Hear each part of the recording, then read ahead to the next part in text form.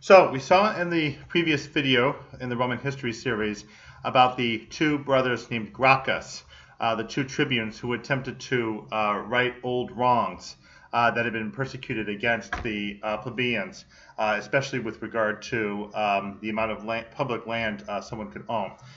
Those efforts at reform were, of course, not successful because they led eventually to revolt and assassination, and as a result, the injustices continued. The major effect, as we talked about in that previous video, was the discrediting of the Senate as a recognizably acceptable body for political equity. So with that, the Roman Republic begins its downward spiral toward the abyss of having to either collapse completely or eventually convert itself entirely into the new empire. All right, we now come to the next couple of decades after the incidents with the Gracchi brothers, and we have a whole series of unsettled conditions that begin to take over the Republic. And most of the conditions that occur, which are generally speaking military crises of one sort or another, are getting in much more rapid progress than should be the case, primarily because there is not proper leadership from the Senate to ensure that there's military force in place to prevent any of these from getting out of control.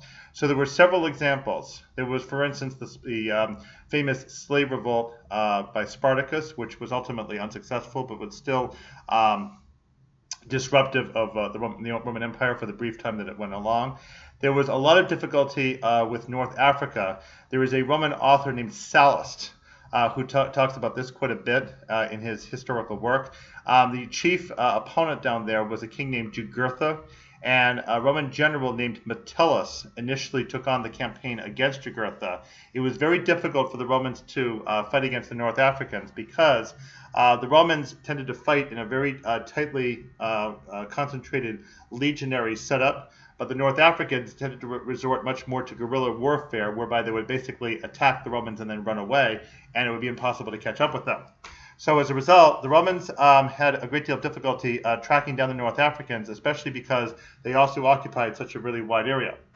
Eventually, however, the Romans were able in time to conquer Jugurtha and finally establish North Africa as a relatively secure province. And of course, this was in the years after the destruction of Carthage in 146 BC. However, it wasn't Metellus who finally ended up winning. It was an entirely new family, Gaius Marius. And Gaius Marius, we're going to talk quite a bit more about later, but his presence gives rise to this term in Latin,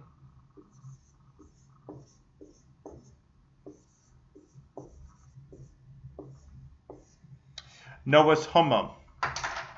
Novus Homo refers, first of all, it means new man in Latin, and it refers to the first member of a family successfully to break through previous political inaccessibility for that particular family, to aspire to the consulship and potentially ultimately the senatorial rank. So this would be a term referring to plebeians. But specifically in the case of Marius, it's especially noteworthy because Marius ended up holding an unprecedented string of 7 consulships, something that was not normally done. Typically, once somebody was consul and served that term for a year, that consul would either move out to the provinces and take a provincial position or would get appointed into the Senate.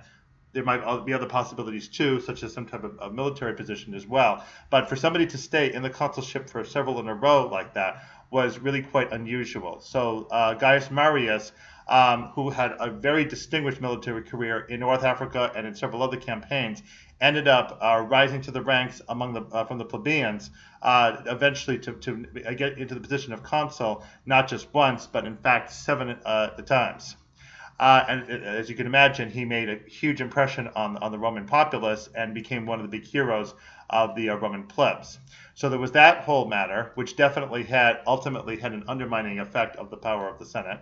And then there were also some tribes up north from Gaul, the Cimbri and Teutones tribes, who also invaded down into the northern parts of Italy and created quite a military upheaval up there.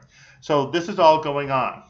Now, we haven't mentioned the most important one of all, though, and that's the one that's going to lead to the next major crisis that's going to upset the Roman Republic, and it's going to really show the specific, really dangerous power that the tribunes could have over the aristocratic body.